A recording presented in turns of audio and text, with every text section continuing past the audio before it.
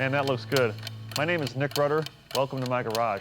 On today's episode, I'm going to discuss various aspects of exterior and interior detailing featuring my California Special Mustang GT.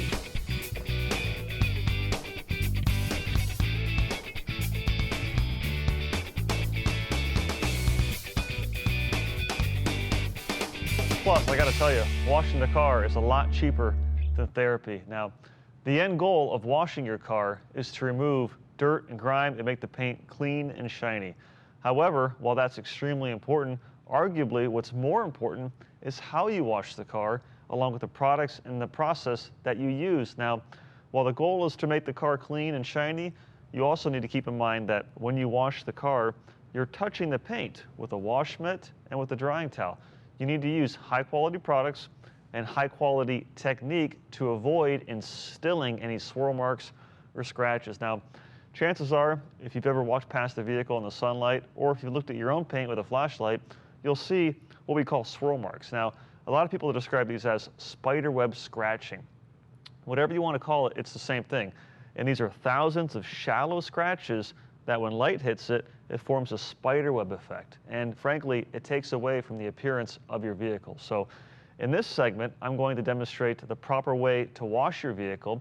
I'm not just going to use any car, I'm going to use my Ford Mustang, because what better vehicle to demonstrate than my own?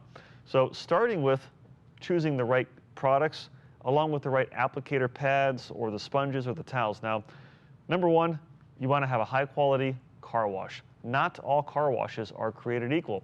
The stuff that you'll find locally, the big jugs that only cost a few bucks, the issue with those is that they're primarily formulated using two ingredients, salt and water. Salt acts as a thickening agent, and then of course they throw in some fragrance and a nice color to make it visually appealing, and also when you take the cap off and smell it, it smells good. Now, a really high quality product, a top shelf, which I only use on my vehicle, is going to have way more than that, and they're also much safer. So I like to use a graphene auto wash, and the reason why is because graphene oxide adds paint protection.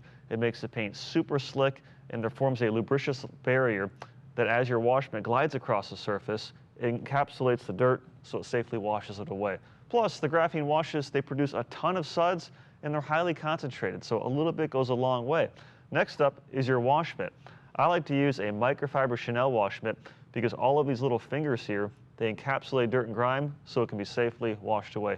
Now here's the tip. It's good to have two wash mitts, and the reason why, use one wash mitt for the upper portion of the vehicle and use the second wash mitt for the lower portion, which is arguably the dirtiest. And inside your bucket, use a grid insert, and the way this works is it sits at the bottom of your bucket. It fits most buckets from 3.5 to 7 gallons, and after you wash a section, you take your wash mitt and you agitate it against the grid, and dirt and grit particles are released, and then they're trapped in these fins so they don't swirl back up in the paint. Now, when you're using a really high quality soap, you can actually let the soap dry on the surface. Now, we're all taught to wash a panel and rinse it, wash a panel and rinse it. Well, when you're working in the hot Florida sun like I am, or the direct sunlight of any climate or of any state, what'll happen is if the water dries, that'll create water spots. So if you're using a high quality soap, it's better, now follow me on this, to wash the entire car, and if the soap dries, that's perfectly okay. Let the soap dry. Soap does not create water spots. Water creates water spots. And then once you're finished, rinse everything off, and then follow that with a spray and rinse graphene ceramic coating. Now, you hear the word ceramic coating and you might think, red flags come up. I'm not a professional, I can't do that. Well, that's not true. With high quality, top shelf products, you can use a graphene spray and rinse coating yourself. This product, you simply spray it on and you rinse it off after you wash the vehicle while it's still wet. You work panel by panel.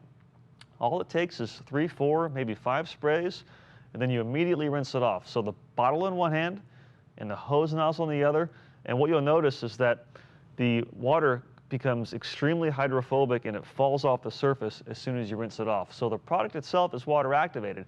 And you might wonder, well, this sounds too good to be true, and how do I ensure uniform coverage? Well, when you spray it, you're using a sweeping hand motion, and then the sprayer itself atomizes the product, and when you rinse it off, it's distributed over the panel and it's evenly spread out. And then for even better washing, this is optional, it's not necessary, but boy is it a lot of fun, especially if you have young kids, is using a foam gun. The foam gun blankets the vehicle with foam, and it helps prevent any scratches during the wash process. Plus, they're a lot of fun to use. You just have to make sure you use them the right way and make sure your adjustment meter is on the highest output foam. Once you're completely finished with everything, you'll rinse everything off after you've applied the hydrographene product, and then you'll dry it. I like to use a high quality terry weave style microfiber drying towel because these are by far the most absorbent. Take the largest towel, throw it across the panel, and watch as the water is absorbed into the towel. And then use a card dryer to blast out water from the cracks and crevices. Do that process, follow with the drying towel just for the drips and drops from blowing it out, the water from the cracks and crevices, and boom, you're done. That's how you properly wash and dry your car. Stay tuned for more interior and exterior tips for my Ford Mustang.